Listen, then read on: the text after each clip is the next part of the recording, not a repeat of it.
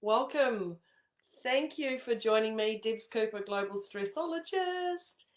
Here to talk today about how to manage your stress levels. Oh, even just saying that makes me go, yeah, I know those ones, I know those ones, I know those ones. Now, let me just get this right. Now, you'll hear that I have a little bit of a froggy voice, and how to manage your stress levels is actually perfect for me right now because my stress levels are going up, down, up, down, up, down. Because when you think you're sick and you get a little bit better and you start doing things, the universe goes, hang on, let's just pull you back. So, this is a great one for me as well. How to manage your stress levels. So, Debz Cooper, Global Stressologist, thank you for joining me. I would love to know if you're here live or if you're here on a replay, would be fabulous. And of course, I'm going to ask you at the end to let me know what you really enjoyed about today. So, grab your pen and paper, pen, biro, ink, pencil, whatever it is, and let me crack on because I'm going to give you maybe 6, maybe 5, I don't know, we'll see, on how to manage your stress levels. And they are all simple. I don't know if it's the older I get or the wiser I get or not, or maybe I'm starting to listen, ego versus humble, but I'm starting to realize the more you keep things simple, the more you can actually go forward in life instead of overcomplicating things and getting really stuck would be the thing. So, tip 1, I'm going to give you tip 1, and this is called presents. And as we know, Christmas is coming up. I'm not talking about Christmas presents, but you know, they say being present is unwrapping a gift. Yes, yes, yes. I'm talking about presents, as in right here, right now, you are present. If you are present watching me and you're talking to somebody else, or you're on your phone, or you're doing something else, that's not 100% present. So, the key to managing stress levels, number 1, is presence. When I talk about presence, it means be aware of everything that around.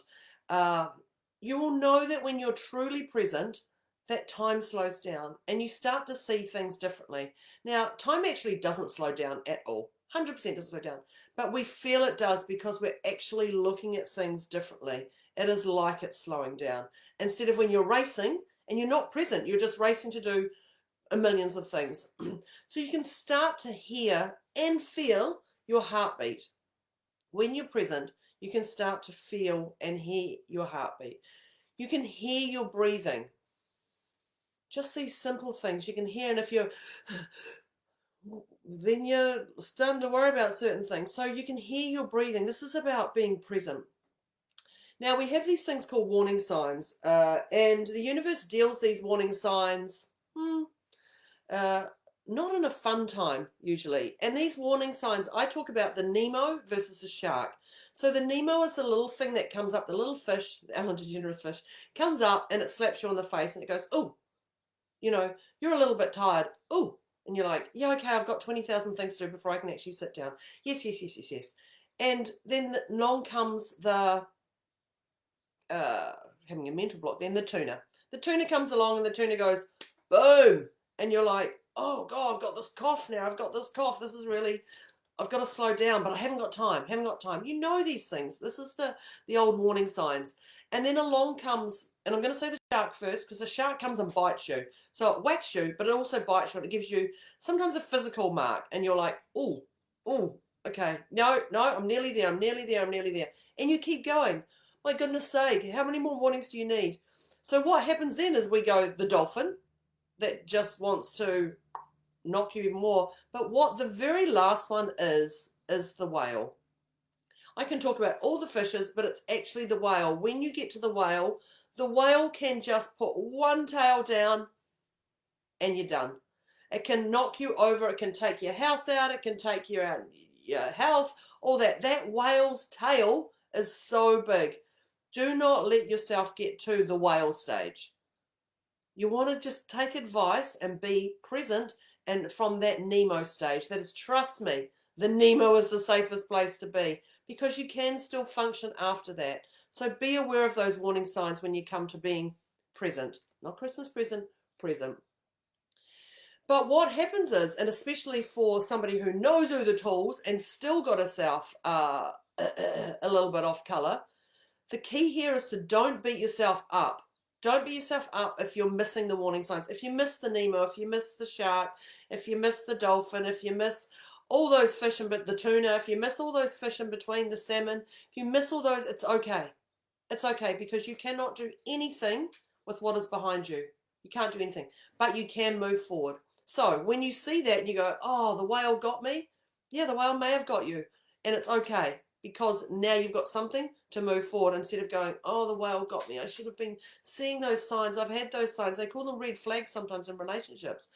It doesn't matter what you call them. It's a sign. It's something for you to wake up and go, okay, I can see that. I can see that. So that's about being present. So number one is being present. Number two is getting clear. And when I say getting clear, I'm talking about what is peeving you off. Now, peeving is a nicer way of saying really challenging you. What is really going on that's really getting to you? You must get clear on it. Now, it might be people. We're coming into this Christmas season, this festive season, and there's niggles going on. There's kids at the end of school in New Zealand. They're starting to get that chaotic. Oh, I can't wait to break. The parents, everything's going on for us, and our level of stress is creeping up. There is a creep up from where we were even last year. So get clear on what it is that's really peeving you off. And if it is the people, or if it's the tasks you're doing, or if it's lack of sleep, or if it's food or not enough food, whatever it is. Moira, my podcast buddy, talks about your PEMS, P-E-M-S. And your PEMS are your physical, emotional, mental, and spiritual. That's the 4 pillars. If you don't have your 4 pillars in alignment, you could get yourself taken out to where you are. So think of those 4 pillars, your PEMS, your physical, emotional, mental, and spiritual. When they're in order, that stuff that's peeving you off just goes drum, drum, drum. People can fire you, people can ask you to do anything. And when your PEMS are in order, it's not a problem. But if you're a little bit tired, or you haven't eaten, or you've eaten too much, or something like that, or something's going on at home and someone at work's telling you something, that can explode. So what you have to define, what is peeving you off. Peeving, you can replace that word to anything you desire, I'm sure. So the next tip I'm going to give you, the number tip 3, is do something about it. Just do it. As Nike says, just do it. Do something about it. Now, I know we can bottle things up, and we bottle things up until we're ready, which is, in a way, okay. But if you think of a big, I was going to say Coke, or Pepsi, a fizzy bottle, any fizzy bottle that's a 1.5 litre fizzy bottle, and you think you're bottling up all your stuff and you're putting them in there. Yep, that's fine, no problem. And then you start shaking. Yep, and then you start shaking that bottle, and you're shaking that bottle, and you know what goes to happen. That stuff builds up, builds up, builds up until that lid explodes, and it's going to explode, and it's going to explode everywhere. So if you bottle something up, if you're going to go, yeah, I'm going to bottle it up, I'm going to deal with it, the key is to set a realistic time frame that you're going to do it. So go, yep, today I don't have time to deal with that, but tomorrow at 2 o'clock I'll put it in my diary and I'll do it then. Great. But at 2 o'clock tomorrow, you must do it. That's the key. You must do it. Because you're honoring yourself with these boundaries that you're putting in for your soul. You must do that. So do something about it. You can walk away from someone. I'm a firm believer on walking away if you know that you're going to say something that's going to attack, something's emotional, or it's just not going to get heard with the other person. They're not a worthy opponent. They're literally not even listening to anything you say. Sometimes it is best to walk away. I prefer to walk away and say, let me just think about this. I'll come back to you. I know we're in a conversation, but right now I'm a little bit out of my PEMS, really. Because you don't want to be going to someone, if you're going to someone like that and they're going at you like that, there's going to be very little resolution that's going to happen, if anything. So set that time frame to deal with whatever it is. Do something about it, whatever it is. And if you need support, I'm totally here. But there's other people who can also support you. You know what? We're just as a partner. What do I do with this? How about this? Can you give me an opinion on this? Whatever it is.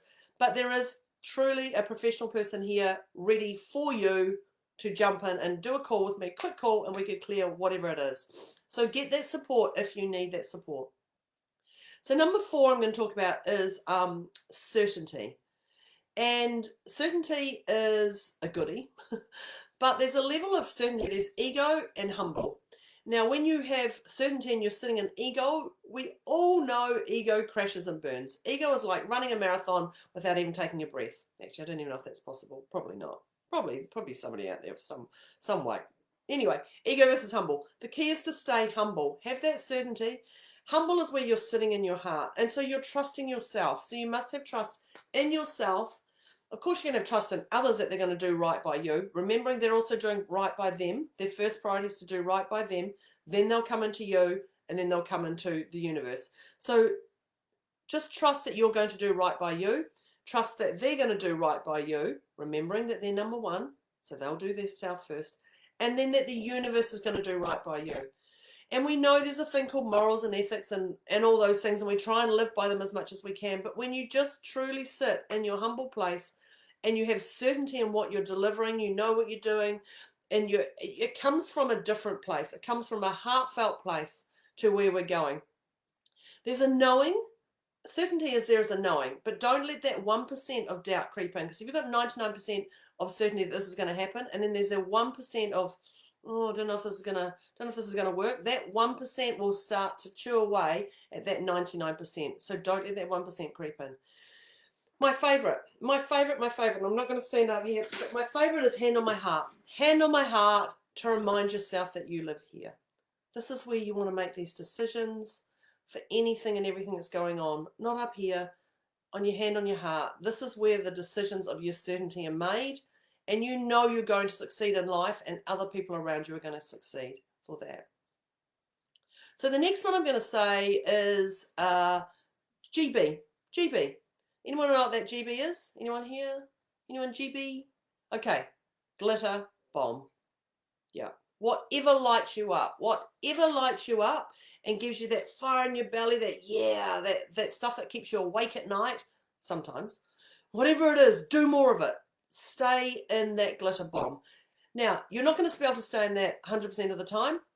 Absolutely not. But keep yourself as much as you can into that glitter bomb. Now, I'm not talking about the pom-pom moments where you're, yeah. Actually, what it is. So whatever it is, if you like to go outside in your garden and you just like to walk around your garden, outside your house or anything, or just walk down the street or appreciate the fresh air, that's your glitter bomb. That's the stuff that lights you up. So I'm not talking about the pom-poms, not talking about the rah-rah, any of that stuff. Whatever it is that lights you up, do more of it.